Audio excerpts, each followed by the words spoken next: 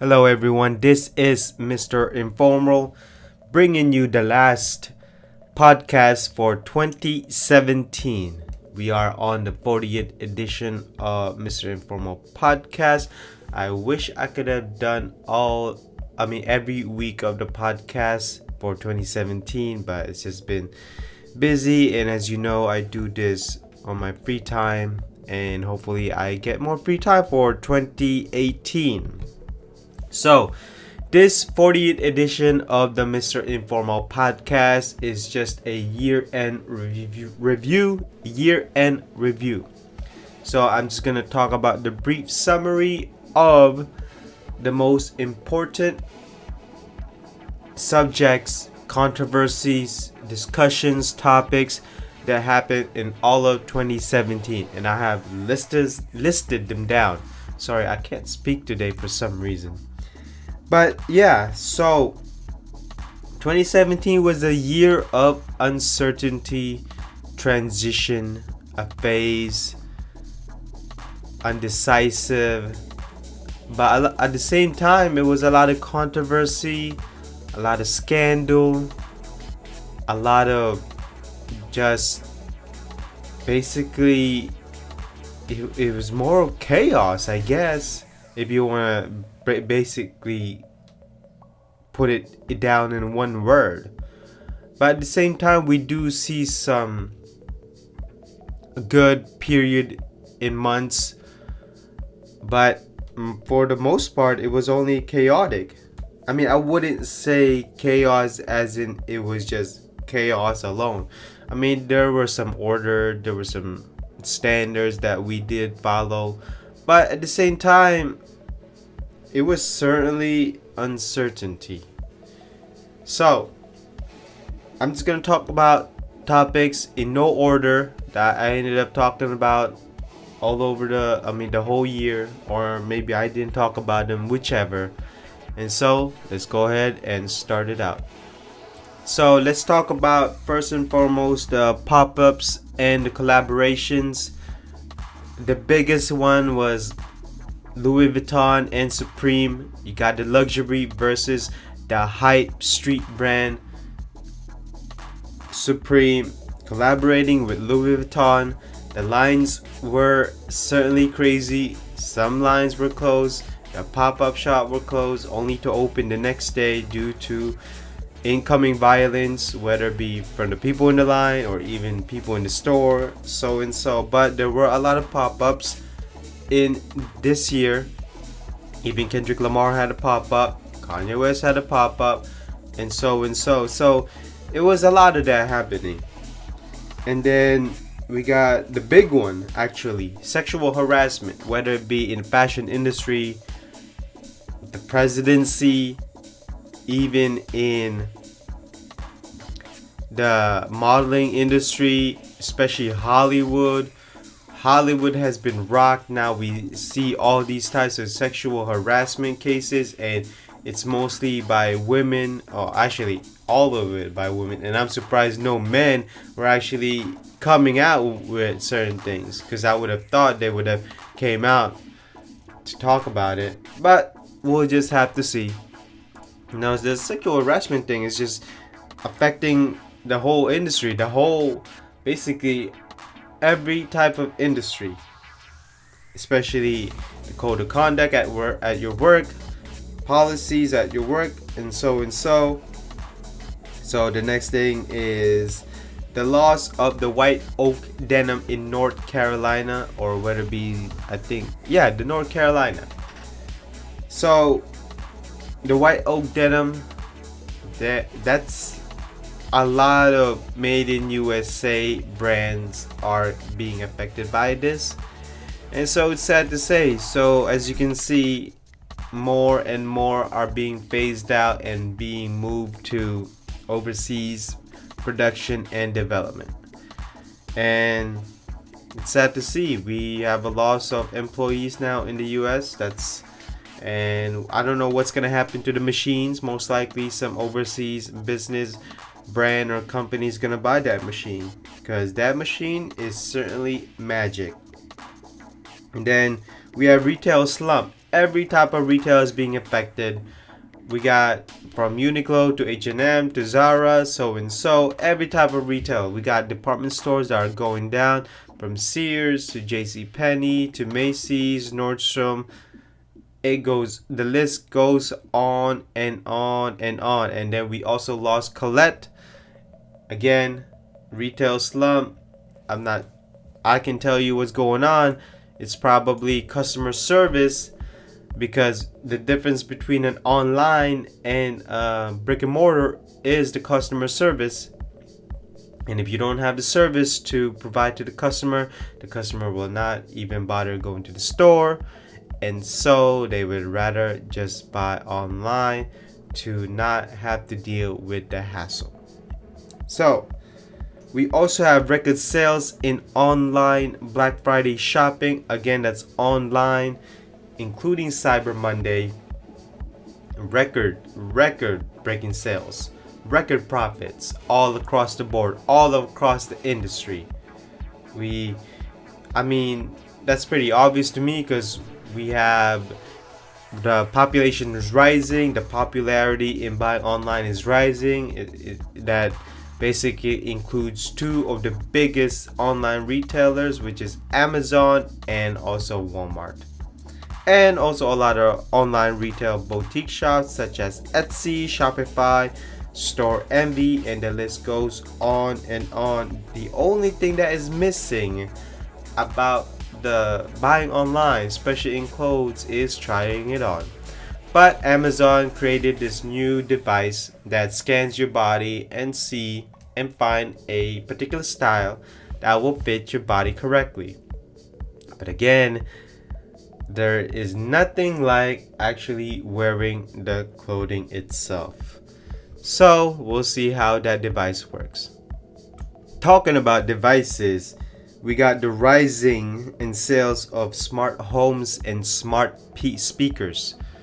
Smartphones, whether it be cameras, security cameras, doorbells, or whatever you want to call them. We got controlling of the light bulb. We got control of the lights, thermos, all of that stuff. And then we got a boom in smart home speakers that will be connected to the next topic, which is AI assistant, Google Voice, Alexa, Cortana, Siri. It goes on and on.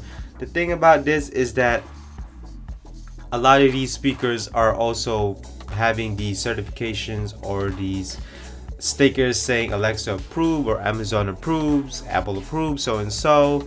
So it's all connected. You can control your soundbar, you can control your home theater speaker, you can control your Bluetooth speaker, you can even control your Wi-Fi, you can even control your lighting. It goes on and on. Everything's now connected, even washing machines, even dishwashers, stove, your oven. It goes on and on. And one of these days there are more moving parts in these appliances than there are ever before. And I'm starting to become concerned, because I'm not sure if they're gonna last more than 10 years, because the stove I have here is probably older than me, and there's no electronics. The only thing it has is a gasoline stove. So the only moving parts there are is the shut-up valve and also the temperature.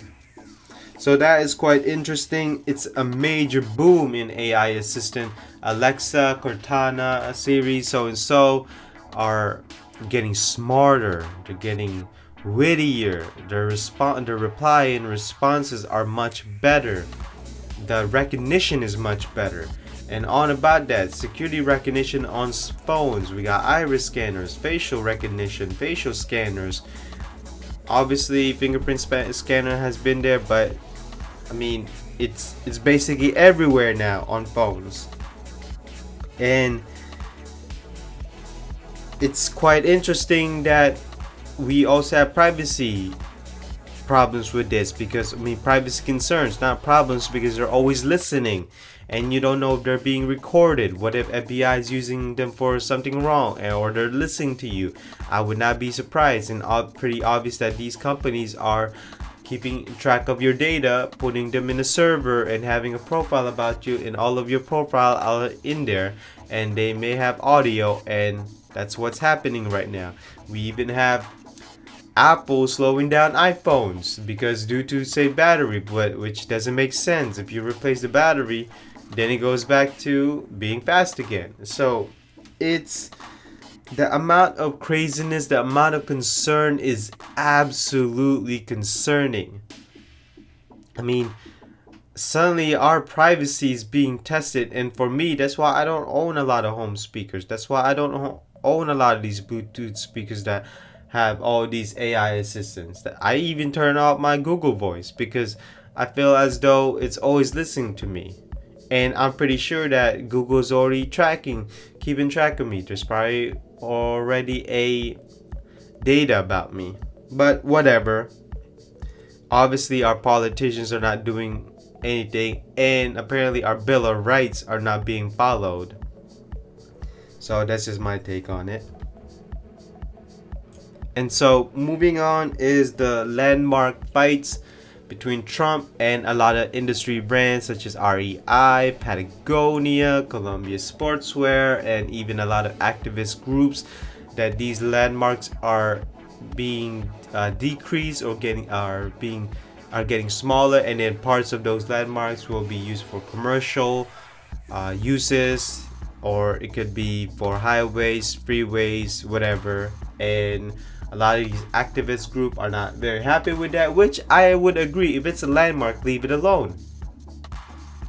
And I don't know what we would do with these landmarks, honestly. I mean, are we just gonna use them for commercials? There's no point. I don't think the United States land is being used 100%, because there's so many land in the United States that we don't need to make these landmarks smaller. The Grand Canyon doesn't need to get smaller. What for? The Mount Rushmore doesn't need to get smaller. What for? A lot of these Indian lands doesn't need to get smaller, because again, we also have animals here that we gotta take care of, but it seems like we're just taking them down and put them into extinction. Sorry, I had to repeat that. I mispronounced that. And so it's still going on right now, and it's certainly a battle that hopefully gets resolved quickly, because I think this is just one of those that it's such a small problem that it could be done right away, or it could be finished. Like, look, it's a landmark, leave it alone. So here's a good thing about this is that Adidas has been rising to number 2. Well, they've been number 2 for a long time, and Nike has always been number 1. But they are rising in popularity, in sales, in profits, in marketing, in name. It could be due to the NMD, could be due to Kanye West, could be due to the rising popularity of the superstar or the Stan Smith. And Nike falls short of their year-end expectations. And this is what I like to see. I like to see competition. I like to see products that are innovative. I like to see good-looking products, definitely good-looking products. And Nike has been overselling a lot of items, and I'm glad that the Jordan phase or Jordan trend is done.